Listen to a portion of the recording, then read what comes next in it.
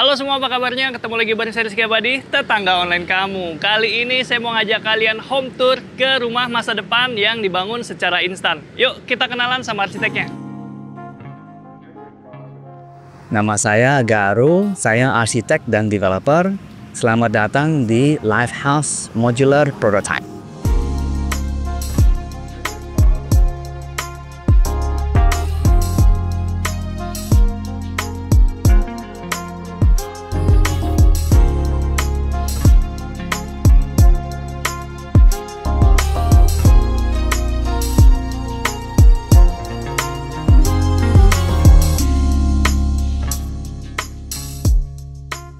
Oke tetangga, gimana tadi? Udah kenalan dengan Mas Garu dan sekarang kita mau ngobrol-ngobrol di project beliau nih. Nama projectnya apa Mas? Lifehouse Modular Prototype. Oke, prototype Lifehouse modular dan ini konsepnya prefab ya. Prefab. Bisa modular. diceritain nih Mas. Lifehouse ini prototipenya untuk cari solusi masalah di bangunan-bangunan residential di Indonesia. Oke. So, semacam prototype, kita eksperimen, kita buka untuk diskusi. Ini, ya. Jadi selama ini yang Mas Garu temukan tantangannya apa nih untuk di rumah-rumah di Indonesia tuh? Ya ada banyak sih masalah sih. Misalnya apa tuh? Misalnya kita lihatnya 3 ya. Schedule biasanya telat. Oke. Terus kita lihat kualitasnya nggak sesuai ekspektasi dan banyak defects. Yang ketiga, harga nggak tetap, harga nggak jelas. Gitu. Kita udah orang Indonesia udah kebiasaan untuk tiga ini kacau. Oke, jadi tadi schedule kaitannya dengan lama pengerjaan ya, nggak ada standarnya ya. Terus juga tadi harga juga nggak ada standarnya, sangat fluktuatif sekali. Ya? Fluktuatif ya, unpredictable. Unpredictable. Nah kalau dengan konsep modular ini jadinya bisa lebih fix gitu harganya? Ya, kalau kita lebih ke gimana cara kita bisa manufacture rumah. Jadi kalau manufacture itu kayak mobil, itu tetap manufacturing prosesnya itu udah jelas. Oke, ya. Jadi secara konsep seperti apa nih konsep modularnya? Kalau ini kita konsepnya, kalau konsep rumah ini, kita pengennya rumahnya yang blank canvas yang putih aja, biar tanpa make up. Oke, jadi sengaja memang prototype ini dibuat seperti blank canvas atau kanvas polos ya, supaya calon konsumen bisa lihat, oh ini polosnya begini. Soal ornamen-ornamen yang ditambahkan itu nanti terserah ya, sangat fleksibel ya. Ya, tergantung desainnya, stylenya, customernya. Oke. Ya. Oke. Tetangga, ini lama-lama saya ngobrol di depan sini gosong juga nih kita. Mas, kita ngadem dulu ya. Ngobrol dari pinggir sini biar enak ya. Kalau di rumah prototype ini bangunannya luas berapa nih, Mas? Kalau yang ini luas bangunannya 120 meter persegi. Di atas kavling 6 kali 12, 72 meter persegi. Berapa lantai? Sorry. Ini cuma 2 lantai, tapi ada 2 rooftop di atas. Ya. Okay. Nah, itu belum termasuk di dalam 120 meter persegi. Tambah lagi sekitar 50 meter persegi untuk rooftop. Untuk rooftopnya. Oke, baik. Pertanyaan pertama, karena ini adalah rumah modular, dia punya minimum syarat lahan tertentu nggak? Kalau saat sekarang kita masih ada minimum order, itu sekitar 12 rumah. Karena mobilisasi truk sama crane sama ada berapa bedeng gitu. Ya, jadi di bawah 12 rumah sebelumnya saat sekarang masih belum make sense untuk finance ya gitu. Jadi 12 rumah itu sekitar 1.500 meter persegi total lahan. Ya. Oke. Kalau untuk satuannya, ini kan 6 kali 12 tadi. Bisa lebih kecil dari 6 kali 12 nggak tanahnya untuk satuannya? Yes, bisa. Ini kan ada tipenya, sini 120, kita ada tipenya 180, 60. Ada tipe 60 bangunan? Ada, kita ada 5 sampai 6 tipe. Berarti kira-kira kalau untuk lahan, misalnya let's say 40 meter persegi, bisa? Sebenarnya kira-kira? ya, 5 kali 9 bisa. 5 kita ada tipenya yang bisa masuk. Oke. Untuk bangunan modular ini, dia ada minimum bentangannya berapa, panjangnya berapa gitu nggak sih? Sebenarnya saat sekarang kita nggak bisa lebih dari 2,9 clear ceiling height ya. Itu karena belakang truk itu batasnya 4,2. Oke. Kalau truknya udah 1,2 meter gitu ya. Oke, jadi ada ketinggian ceiling maksimal 2,9. 2,9 ya. Oke, tapi kalau untuk lebarnya bebas. Kalau ini kan kita pakai PVC, prefabricated volumetric construction gitu. Oke. Istilah baru buat saya, itu apa tuh? Itu teknologi dari Singapura. Kita bikin rumahnya tiap kamar satu modul. Itu diracik di dalam pabrik, baru diangkat, taruh di belakang truk. Truk bawa instalasi di atas tiang panjangnya. Oke, berarti memang ini bangunan modular ini sebelumnya sudah dibuat di tempat pembuatannya ya? Ya, di Singapura. Di Singapura? Ya, ya. Okay. Semua Perumnas HDB, Housing Development Board di situ, semuanya pakai konsepnya PVC. Oke, gitu. Ya. Jadi sampai ke proyek udah tinggal pasang dia? Tinggal pasang. Oke, ya. Soal kekuatan ini juga banyak yang tanya biasanya. Karena modular berarti kan banyak join mungkin. Nah, soal kekuatannya gimana itu? Kalau kekuatan ini sebenarnya dalam sini ada 2 lapis besi ulir. Yang kedua, betonnya kita pakai K350. Wih, jadi itu buat jalanan lah gitu. Keras sekali itu. Keras sekali. Jadi untuk tipe yang ini kita bisa berani untuk 10 tahun structure warranty. Oke. Ya, ya. Garansi 10 tahun struktur ya. Ya. Itu garansinya, padahal dia bisa lebih dari itu ya. Kalau untuk bangunannya masih melayani nggak kalau satu lantai? Satu lantai bisa. Tapi masalahnya itu harganya nggak masuk di dalam sale price. Harga jualan rumah satu lantai 2 tipe 36, tipe 45 itu nggak masuk. Masih belum masuk gitu. Ya, masih belum masuk. Masih belum masuk. Jadi tadi udah sempat cerita ya, Mas Garu ini sementara dalam waktu dekat ini masih melayani pembelian tadi minimal 12 unit ya. 12 unit, makanya fokusnya lebih ke developer, belum ke perorangan. Mungkin nanti ke depannya ketika udah lebih berkembang, lebih punya tim banyak, bisa jadi ke perorangan juga ya. Mimpi saya untuk gimana cara bikin rumah 100 juta bisa install di 1 hari. Wah! Gitu mimpi saya. Tapi harus mulai dari segmen yang ini dulu, baru bisa kita mass market. Oke. Ya. Nyari modal dulu ya. Nyari modal dulu. Oke, sekarang kita bahas kebangunannya.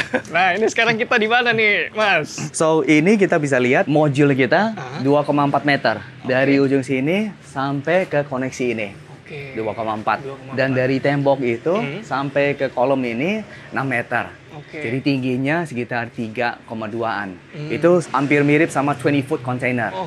Jadi bukan truk yang ukuran besar banget ya. Ya. Bukan yang, saya nggak tahu loh, istilah truk itu kan ngitung roda biasanya. Ya. Nah itu yang truk dengan 6 roda itu masih bisa ngangkut ini. Ya. Nggak perlu yang terlalu besar. Ya, karena itu sebenarnya masalahnya turning radius. Iya. Masalah radius putarnya makin gede, truknya makin susah, dan mobilisasinya lebih mudah ya. Iya, lebih mudah. Ya. Kalau di Singapura lebih besar, mereka bisa 50 meter persegi untuk satu truk karena jalanan besar di situ, dan crane-nya udah besar di lapangan dan high rise gitu. Di sini perlu penyesuaian. Ya, penyesuaian itu masalah challenge yang kita pertama, karena di Singapura mereka jual 50 meter persegi 3,5 M. Dan harga pabriknya mereka sekitar 1,2 T untuk bangun teknologi gitu. Nah, challenge yang kita yang pertama, gimana cara implementasi teknologi dari Singapura itu, tapi kena harganya product price fit di Indonesia gitu. Waduh. Itu yang Berarti perlu investor berapa deh? Ya memang awalnya kalau manufaktur seperti ini memang modalnya besar ya. Ya, aset. Beratnya di aset. Di awalnya ya. Di awalnya. Aset awalnya. Oke, sekarang kita ngomongin rumahnya dulu nih. Ini kalau disimulasiin sebagai rumah, ini berarti area apa nih, Mas? Carport. Dan kita lihatnya gimana cara rumahnya bisa kuat dan easy to maintain, easy maintenance di situ. Jadi justru itu kita keluarin semua MEP dari tembok, kita bisa akses semuanya services di sini. Biasanya gini-gini, instalasi begini biasanya adanya di apartemen ya? Ya, sama kayak konsepnya mobil. Bonnetnya desain untuk mekanik, biar buat tangannya ganti oli, ganti pipa, apa gitu sudah. Ya. Ini untuk memudahkan ya tetangga. Nah kalau yang ini apa nih? Itu listrik. Listrik ya? Di sini. Nah lihat di Menarik. Jadi satu tempat dia ada 2 peruntukan. Dan ini kalau bisa kalian lihat rumah contohnya, jadi dia lebar 6, dibagi 2. 3 carport 3 ini kah? Atau seperti apa? Lebar 6, ya hampir bagi 2 ya. Hampir bagi 2 ya. Oke, jadi di depan ini ada dapur. Nanti kita bahas detailnya di dalam. Di sini ada tempat duduk-duduk ya? Tempat duduk-duduk, front yard. Oh, front yard ya. Oke, Mas Garu. Ini kan di sini pakai aluminium, pintu, jendela. Kalau nanti mau pakai kayu atau material lain bisa nggak ya? Bisa. Banyak developer supply by owner (SBO). Jadi mereka maunya supply sendiri untuk doors and windows, untuk saniter, untuk tiling bisa. Oke. Jadi sangat fleksibel tetangga. Pintunya aja di sini pakai kaca. Nanti kalau kalian mau request pakai kayu ya jelas bisa, karena ini ya sangat fleksibel lah kalau urusan seperti ini. Nah, untuk detailnya kita lihat lagi ke bagian dalam yuk. Ayo Mas. Let's go. Silakan. Nah, di bagian dalam kita langsung ketemu dapur nih, Mas Garu.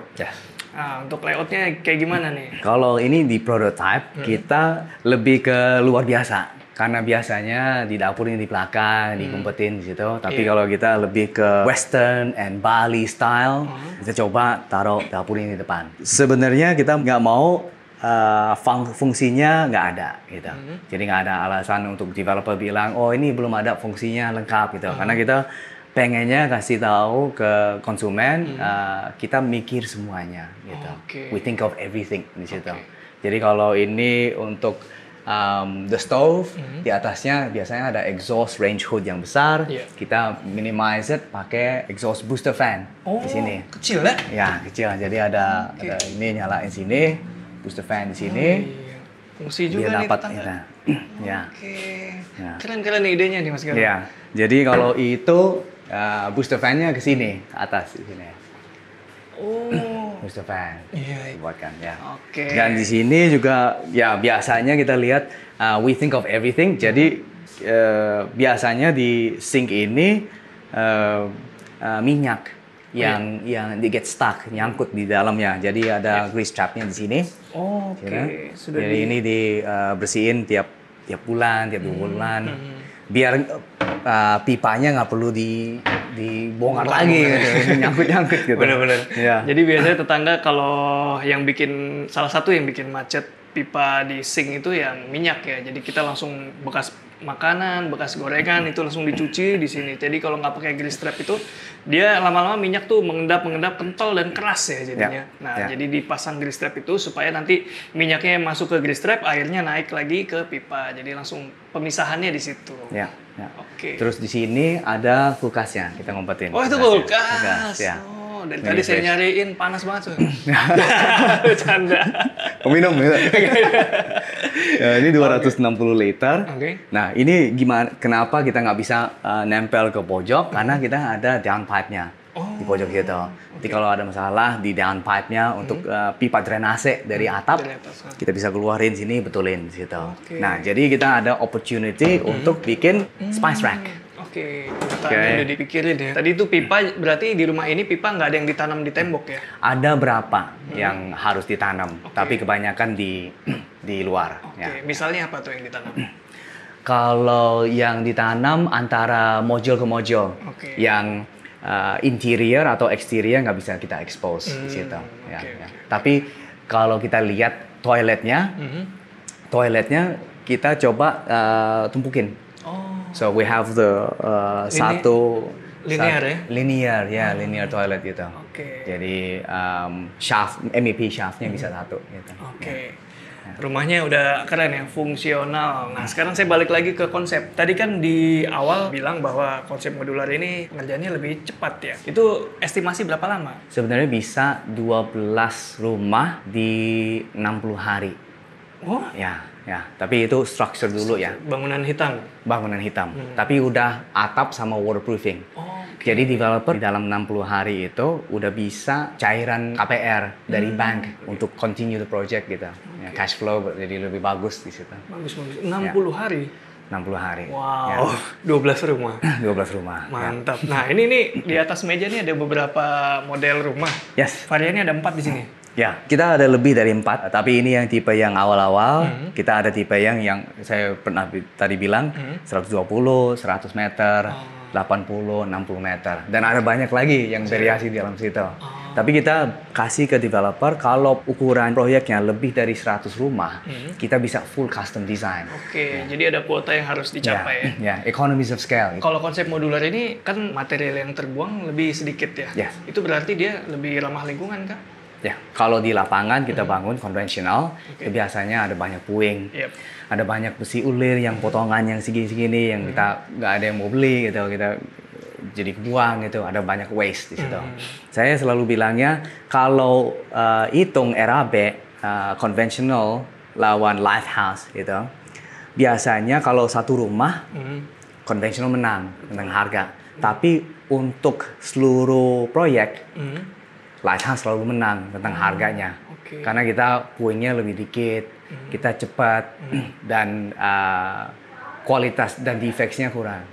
Ya, sama juga itu developer juga bisa dikurangin running cost untuk ngecek, karena kita udah ngecek kebanyakan di pabrik.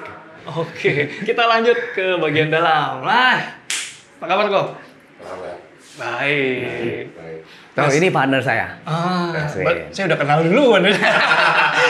Buat tetangga online yang belum kenal, kenalin ini Pak Aswin ya. Hi everyone. Welcome to Lighthouse. Next kita mungkin bisa keliling bareng Yes, Pak Aswin. Please lanjut. Oke, tetangga, kita tag team dulu ya ke Pak Aswin. Oke, tetangga, sekarang kita ngobrol sama Pak Aswin.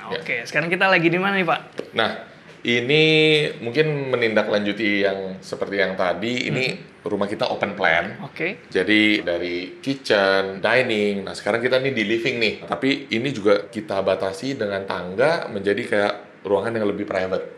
Gitu. Jadi kalau misalnya ada tamu, mereka bisa ngobrol di tempat dining sambil makan. Interaksi tetap ada, tapi juga ada segmentasi lah di dalam rumah ini. Gitu. Jadi ini tangga selain untuk ke atas juga jadi pembatas ya secara Betul. Nah, jadi ini adalah living room dan ini adalah kamar ART ataupun ini bisa dikonversikan nanti jadi kamar juga. Sebenarnya kamar primary di lantai dasar itu adalah di sini. Ayo. Jadi di sini sebenarnya ini dibikin kita buat outdoor space, istilahnya kayak satu oase lah. Maksudnya ini ada outdoor yang mana ini tetap private di dalam rumah. Jadi ini fleksibel banget ya tetangga. Betul. Jadi adalah inner courtyard, lantainya fleksibel tergantung kalau kalian mau bikin permanen seperti ini bisa. Untuk tanah atau rumputan juga bisa banget. Jadi bayangin lahannya adalah 6 meter, berarti ini ketutup. Nah, ini masih di dalam bangunan kalian tetangga. Ini, fungsinya banyak banget. Jadi pastiin kalau kalian bangun rumah, siapin area terbuka di dalamnya. Kayak di sini nih. Bisa jadi tempat hobi ibu-ibu ataupun bapak-bapak. Kita lihat nih ruangan apa nih kok. Jadi ini sebenarnya ini adalah kamar di lantai dasar, lantai 1 yang kita konversikan jadi home office. Walaupun sebenarnya fungsi utamanya adalah kamar tidur. Kita coba masuk biar ada kelihatan skalanya seperti apa. Nah, jadi di sini sebenarnya kalau misalnya secara layout ini kita bisa taruh double bed, cukup untuk queen size bed. Nanti di sini bisa ada lemari ataupun di sini lemari. Lalu ini memang walkway. Nah, pintu yang di sini sebenarnya ini tetap teduh dari matahari dan hujan. Walaupun kita nggak kanopi, tetap kita bisa keluar masuk dengan nyaman apapun cuacanya. Jadi di rumah ini total ada berapa ruangannya? Nah, jadi rumah ini untuk indoor space adalah 120 meter persegi. Di atas tanah 72 meter, 6 kali 12. Kamar yang kita dapatkan adalah 3 kamar tidur, 3 plus 1. Yang mana satunya kamar ART. Gitu. Untuk kamar mandi juga ada 1 di sini, 2 di atas. Gitu. Jadi juga 3 plus 1. Ya, jadi cocok lah untuk keluarga-keluarga muda atau enggak pembeli rumah pertama. Benar. Keren sih, tanah 72 dengan 3 plus 1 kamar mandi 3 plus 1 itu udah oke banget. Dapat taman lagi? Dapat taman segede gini nih. Ini tamannya lebih gede dari kamarnya nih. Betul. Keren konsepnya ya. Nah, ini ada pintu, kemana nih pintu nih? Nah, seperti tadi saya bilang di lantai dasar ini ada satu kamar mandi. Jadi full bath dengan shower, toilet dan wastafel. Proper banget ini. Yes. Proper banget. Bahkan buat tamu ya ini. Ya, banyak orang karena suatu constraint di mana mereka tetap mau ada kamar kecil di lantai dasar, mereka jadikan itu powder. Nah, itu yang kita tidak mau. Keren idenya ya. Gitu. Sekarang kita mau bahas tangganya nih. Tangga ini juga sebenarnya full precast, ya. Ini memang dicetak. Jadi kalau misalnya kita lihat secara desain, kita bikin untuk semuanya itu segaris. Memang agak sulit pada saat eksekusi pengecorannya, tapi akhirnya kita menemukan dimensi-dimensi tertentu yang memang ini mungkin tangga paling sophisticated yang pernah kita desain dan bikin. Secara bentuk fungsional dan secara ukuran proper banget ya. Betul. Artinya nggak terlalu besar, nggak makan tempat untuk ukuran lahannya. Betul. Tapi you still get di bawah masih dapat you feel the spaciousness. Ya. Dan satu hal lagi. Apa tuh? Di bawah sini sebenarnya ada rak dan storage. Masih bisa ya. Jadi di sini memang kita buatkan tempat untuk mau taruh bantal ataupun apapun itu untuk living room. Nah, saya penasaran nih kok. Kalau tangga precast berarti bentuknya apa yang dibawa dari pabrik? Nah, ini nanti dibagi beberapa segmen untuk precastnya. Nah, jadi mungkin ada yang segmen bawah, segmen tengah, dan segmen atas. Nah, jadi yang segmen bawah akan napak di lantai, istilahnya kita angkurkan ke tembok, dan yang atas akan diangkurkan ke lantai 2 sama tembok. Oke, kita boleh lihat ke atas? Sip, ayo kita ke atas. Oke, kita sudah sampai di ini master bedroom.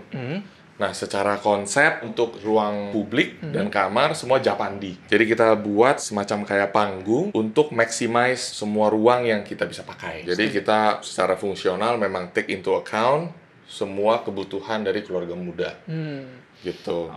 Nah, jadi ini ranjangnya queen size. Setelah itu ini adalah wardrobe. Konsep dari wardrobe ini kita bikin 2 muka. Jadi kita bisa buka dari sini, sama dari kamar mandi juga bisa dapat. Untuk teman-teman yang lebih convenience, mau langsung ganti baju di sini juga bisa. Jadi akses depan belakang, semi walk-in closet lah. Semi walk-in closet. Dengan ukuran yang terbatas bisa bikin seperti ini ya. Betul. Nah, kamar mandi ini sebenarnya sama kamar mandi bawah ukuran hampir sama. Ya, jadi cuman kita aksesnya dari depan ini, jadi kita dapat lebih besar. Gitu. Jadi ini bisa dapat 2 wastafel. Lalu di sini adalah semua rak. Untuk taruh tisu, taruh sikat gigi, odol, dan lain-lain. Lalu di sini satu poin uniknya itu adalah ada skylight. Bagus ya warnanya ya. Betul. Jadi tembok ini ada ceritanya. Tembok ini. Ceritanya tuh? Nah, jadi mungkin kalau misalnya Mas lihat, ini adalah satu keramik slab besar ya. Kayaknya ya. Nah, ini adalah ukuran 120 kali 240. Jadi ini kayak satu ukuran triplek. Jadi pada saat pengecoran itu kita tembok ini agak sedikit ketebalan. Jadi selisih sekitar 3 cm. Nah, 3 cm itu karena kita tetap memprioritaskan desain. Secara tembok kita mau kikis. Nah, kikis 3 cm itu walaupun dipahat pakai tangan ataupun pakai gerinda nggak bisa. Karena ini besar ya. Kayak ini kayak jalan tol ini. Keras. Ini K35 itu tadi ya? Ya, ini K350. Dengan 2 lapis baja ulir. Jadi ini udah kayak bunker. Ya. Jadi akhirnya pahat tangan nggak bisa, gerinda nggak bisa. Akhirnya kita keluarin jackhammer yang kayak yang ujungnya itu kayak jarum paku besar. Kayak linggis paku besar. Itu yang nah, yang untuk benerin jalan, akhirnya kita coba di sini. Nah, karena 10 hari pakai tangan dan gerinda nggak bisa, akhirnya kita pakai itu. Nah, setelah kita pakai itu, ini satu kamar mandi itu getar. Terus kita pikir, oke, kenapa nggak kita tes konsep ini untuk simulasi gempa? Nah, dengan jackhammer itu, kita habis tes di sini, habis ngupas ini 3 cm, ternyata nggak ada yang retak. Bagian sini, bagian manapun nggak ada yang retak. Jadi akhirnya kita pakai jackhammer itu, kita coba di setiap titik untuk ngupas sedikit dengan teori bahwa kalau misalnya nggak ada yang retak, berarti ini bangunan tahan gempa. Jadi walaupun ada getaran seperti apa, nggak ada yang retak. Gitu, secara struktural. Jadi tembok ini ada ceritanya. Padahal tembok itu lumayan sensitif ya sama getaran. Menarik ceritanya nih. Keren ya. Jadi dindingnya benar-benar solid deh. Betul. Di sampingnya nih kamar apa nih kok? Nah, jadi ini adalah kamar anak. Nah, ukuran kamar ini persis sama dengan office di bawah. Jadi kalau misalnya kebayang ya? Lihat di sini, ini kira-kira ilustrasi untuk kalau kamar di bawah seperti apa. Oke. Nah, jadi ini bisa ranjang bertingkat untuk anak-anak ataupun ranjang double untuk orang dewasa. Nah, akses kamar ini yang sebenarnya adalah lewat pintu ini. Jadi akses sebenarnya adalah sebenarnya adalah dari luar sini. Jadi ini adalah selasar. Memang konsep kita itu sedikit gaya barat ataupun gaya Bali ya. Nah, selasar ini merangkap sebagai balkon untuk kamar utama. Oh iya. Gitu.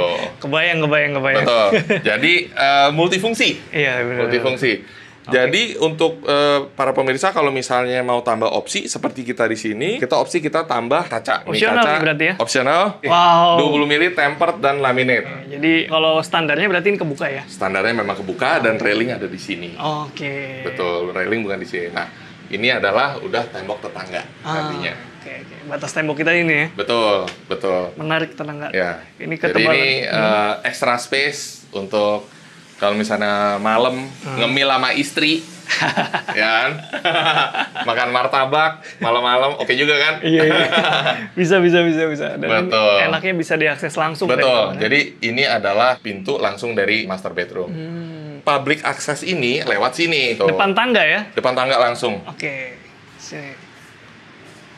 Gitu. Nah, ini apa nih kalau di samping? Nah, ini adalah kamar mandi lantai 2. Ukuran persis sama dan fungsi persis sama. Jadi ini untuk kamar mandi yang digunakan dari siapapun yang tinggal di kamar anak ataupun untuk tamu apabila kita ada acara atau kumpul-kumpul keluarga. Oh iya, benar. Nah, untuk kumpul-kumpul keluarga kita ada space lagi. Wih. Ya. Bener juga ya, karena lahannya 6 kali 12, 72 meter, jadi kayaknya di bawah tuh agak susah ya. Betul. Ya, tapi bisa sih di area taman itu kalau mau, tapi kalau mau lebih luas lagi sebenarnya bisa nih, di atas nih. Betul, welcome. Ini area, sebenarnya kita ada 2 rooftop. Ini yang rooftop pertama, sebagian teduh, kanopinya sampai sini. Tapi kalau mau nambah kanopi lagi, juga bisa. Nah, ini, ataupun mau berkebun, terserah. Gitu. Jadi rumah ini memang kita buat dengan sebanyak outdoor space sebanyak mungkin. Jadi di bawah sudah ada middle courtyard. Sekarang ada balkon pertama, nanti kita ke atas. Oke. Sebelum ke atas, ini apa nih kok? Nah, ini adalah tempat basah-basahan. Ada shaft MEP, toren ada di sini, pompa air ada di sini. Oke, jadi area servis kah? Betul. Jadi sebenarnya area servis, ini sebenarnya ada opsi untuk ditutup. Iya. Gitu. Tapi ini kita buka, biar para pemirsa bisa lihat sebenarnya ini ruangan apa sih. Oke. Gitu. Jadi kalaupun daerah sini mau dipakai untuk menjemur pakaian, akses dari sini memang lebih ergonomis. Bener, deket. Betul. Dan ini MEP tadi yang nyambung ke bawah ini. Betul. Jadi ini shaft, semua titik yang rawan kebocoran kita keluarkan semua. Oke. Yang memang utuh dan tidak ada sambungan dan tidak rawan bocor baru kita tanam. Oke. Gitu. Siap. Ya. Ayo, kita ke rooftop satu lagi. Wih, ada 2 rooftop ya? Mantap nih. Wah, ini sih area hobi nih. Jadi, rooftop adalah backyard baru. Oke, Ya, extended jadi- backyard. Betul. Jadi dengan konsep rooftop kita ini, di dalam rumah ini dengan 120 meter persegi, kita masih dapat ekstra rooftop 53 meter di atas. Jadi, balkon yang di bawah plus yang atas, total sekitar 53 meter. 53 meter. Ya, Oke. yang bawah mau dijadikan tempat ngumpul, mau dijadikan jemuran, mau apapun itu. Nah, di atas ini misalnya mau bikin bener-bener kanopi untuk permanen gitu ya? Permanen, ini bisa. Tapi mungkin nanti dari kita akan kita kasih tempat-tempat angkurnya di mana agar tidak bocor. Iya. Dengan kita pengecoran pakai beton mutu tinggi dan juga kita lapisi dengan waterproofing poliuretan. Ini kita berikan garansi kebocoran 3 tahun. Jadi tidak rawan retak ataupun bocor. Oke. Betul. Oke, Gitu. jadi 3 tahun itu udah waktu yang cukup lama untuk ukuran atap tanpa maintenance. Betul. Karena idealnya tiap tahun tetap harus di-maintain kan? Betul. Apapun jenis atapnya. Betul. Betul.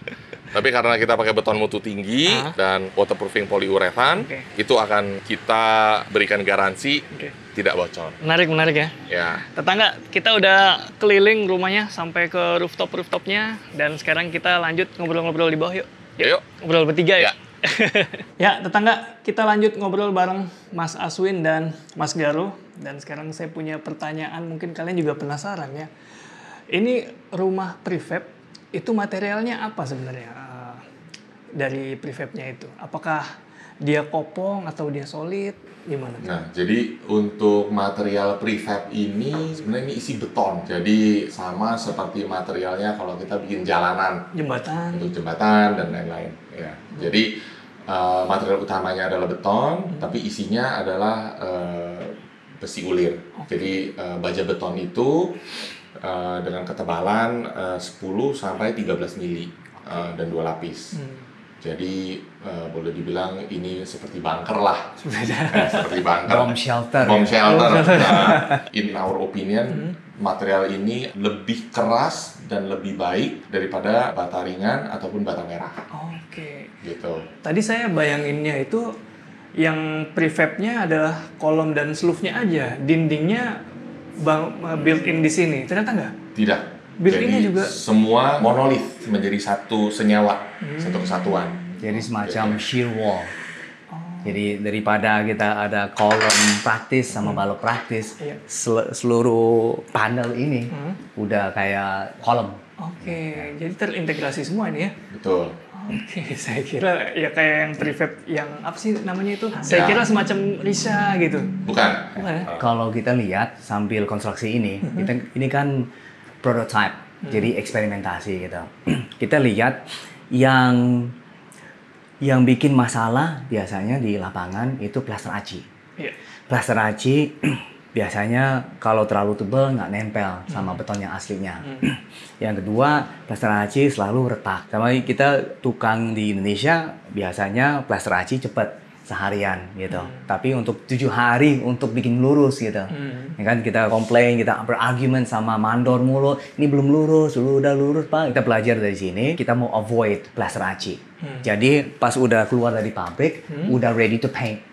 Oh, jadi ini nggak finishingnya nggak pakai plaster aci, gitu. Karena itu bikin gelombang Iya, gitu. menarik. Saya juga baru nyadar ya, ternyata ini beneran dindingnya nggak bergelombang karena nggak diaci manual ya. Betul. Udah langsung dari pabrik. Dan biasa tukang pada saat mereka plester aci, kandungan air dan kandungan semen dan lain-lainnya itu semua hanya berdasarkan perasaan. Kira-kira 2 gelas air atau gimana. Jadi kadang kalau misalnya cuacanya lagi lebih lembab ataupun lebih kering, kalau kurang air retak, kebanyakan air juga retak. Ya, Gitu. Jadi sumber itu masalah ada juga di atap. Di atap itu the duct ya, itu biasanya pakai screed lagi. Habis ngecor, pakai screed untuk leveling. Biasanya itu screednya itu juga biasanya retak. Nggak uniform sama betonnya aslinya di bawahnya. Nggak nyatu ya? Nggak nyatu gitu. Jadi kalau kita dari pabrik udah ada slopingnya. Oh, udah ada dan kemiringan tinggal di waterproofingnya aja di atas. Gitu. So jadi hal-hal kecil-kecil ini kita belajar dari prototype, dari pengalaman. Kita maunya prefabnya seperti apa? Apa yang paling bagus untuk konsumen? Gitu. Kita lihatnya kayak Steve Jobs atau Elon Musk. Mereka yang pertama just make the best product you can make, and then kita coba bikin the best product that we can make. Gitu. Jadi live house modular ini solusi buat siapa nih? Kira-kira? Saat ini ya, 2024 ini bulan November. Kira-kira ini buat siapa nih Life House Modular? Yang pertama solusi untuk developer. Karena kita harus main di skala dulu. Economies of scale. Equipmentnya mahal, pabriknya mahal. Tapi lama-lama kita pengen kasih solusi direct B2C to customer. Pas kita tahu caranya untuk kurangin mobilisasi, demobilization gitu. Ya, dan kita value engineering di tiap tahap di situ, baru bisa kita ke B2C. Situ. Yang seperti saya mention awal ya, rumah 100 juta bisa diinstal 1 hari untuk mass market dan tahan gempa gitu. Gitu. Mimpi. Temboknya lempeng-lempeng. Tadi udah di-mention juga ya. Jadi kalau buat konsumen langsung minimal 12 tadi ya. Minimal 12 unit. 12. Nah, jadi kalau tetangga online yang mau saat ini nih, untuk saat ini minimal pemesanan 12. Jadi kalian kumpulin dulu 12 teman-teman kalian, sepakatin, pilih tanah, nanti janjian bisa pakai jasanya Life House Modular atau desainnya Life House Modular. Mungkin secara gambarannya seperti kita tadi udah obrolin, mungkin luas tanah, mungkin secara gambarannya luas tanah antara 1.500 sampai 2.000 meter ya. Ya. 1.500 Itu maksimum. Oke, Ya. itu untuk belasan rumah ya.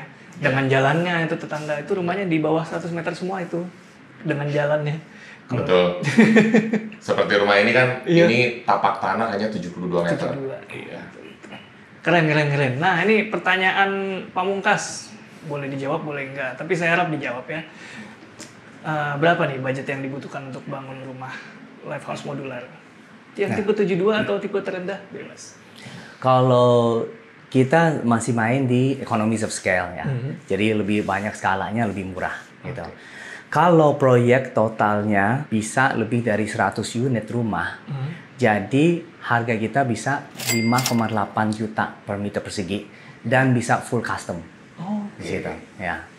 Kalau proyeknya masih di bawah 50 unit, kita masih di angka 6,5 sampai 6,6 juta per meter persegi. Nah, kita anggapnya kalau mid-level perumahan itu average price mungkin 5,8 sampai 6 juta per meter persegi. Kalau finishingnya mid-level ya. Sanitary?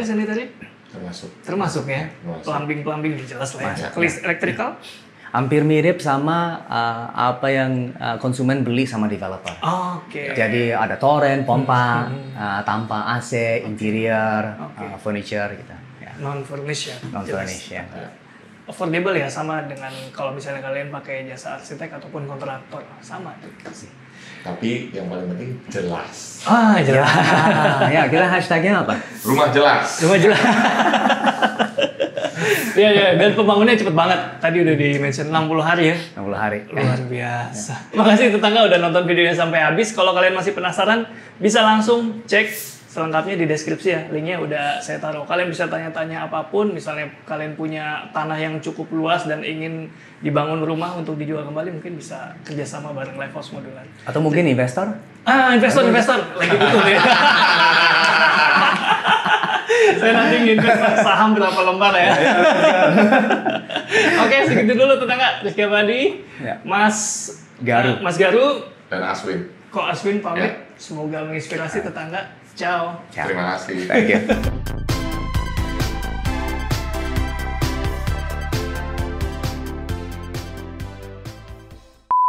Saya jadi ke bahasa Inggrisan nih logatnya. Kita pakai bahasa Inggris aja, Pak ya? Let's go, man. Nanti saya hao-hao. Nggak bisa bahasa Inggris.